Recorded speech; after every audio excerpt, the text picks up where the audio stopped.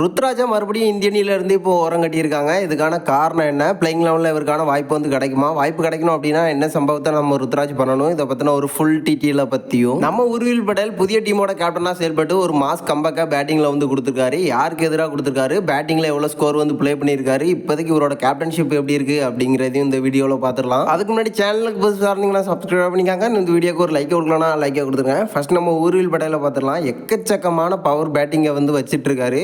Already பார்த்துருந்தோம் நம்ம சிஎஸ்கேல குறைவான பந்தில் அதிரடியான ஆட்டத்தை வந்து வெளிப்படுத்திட்டு இருந்தார்.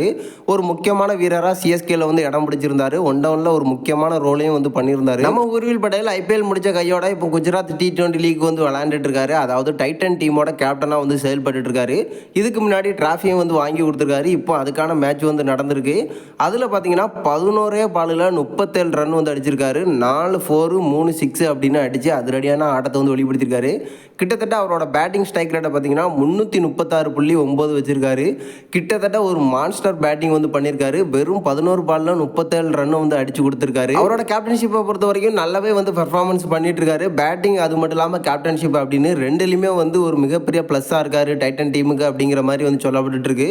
ஸோ இப்போதைக்கு நம்ம உருவில் பட்டேல் ஒரு நல்ல ஃபார்மில் இருந்துட்டு இருக்காரு. போன வருஷம் டிராஃபியை வந்து வாங்கி கொடுத்துருக்காரு. ஸோ இப்போதைக்கு ஒரு நல்ல ஃபார்மில் இருக்கிறதுனால இந்த வருஷமும் டிராஃபியை வந்து வாங்கி கொடுக்கறதுக்கான நிறைய வாய்ப்புகள் இருக்கு நம்ம உருவில் பட்டேல். அடுத்து நம்ம ருத்ராஜை பார்த்துடலாம். இன்ஜுரி காரணமாக நம்ம சிஎஸ்கே டீமில் இருந்து வெளியேறி இருந்தார். பட் இருந்தாலும் இந்தியா ஏணியில் அவருக்கான வாய்ப்பு வந்து கிடச்சிருந்து இங்கிலாந்துக்கு எதிராக இவருக்கான பிளேயிங் 11 வாய்ப்பு வந்து கிடைக்கும் அப்படின்னு நம்ம சிஎஸ்கே ஃபேன்ஸ் எல்லாருமே வந்து வெயிட் பண்ணிட்டு இருந்தோம்.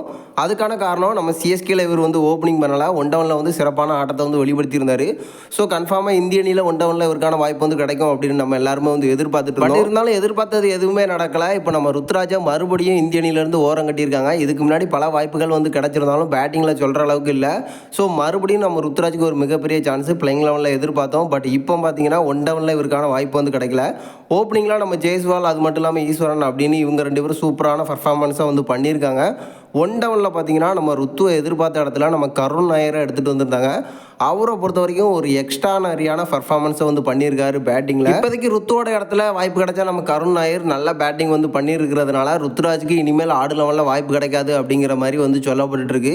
மறுபடியும் நம்ம ருத்துக்கு ஆடு லெவலில் வாய்ப்பு கிடைக்கணும் அப்படின்னா ஒரு நல்ல பர்ஃபார்மன்ஸை வந்து பண்ணியாகணும். பயிற்சி ஆட்டத்துலையும் அதிரடியான ஆட்டத்தை வந்து வெளிப்படுத்தினா மட்டும்தான் நம்ம இந்திய அணியில் ஆடு லெவலில் வாய்ப்பு கிடைக்கிறதுக்கான சான்சஸ் இருக்குது. ஸோ இப்போதைக்கு பார்த்தீங்கன்னா ருத்துக்கு ஆடு லெவலில் வாய்ப்பு கிடைக்கிறதுக்கான சான்ஸ் இல்லை.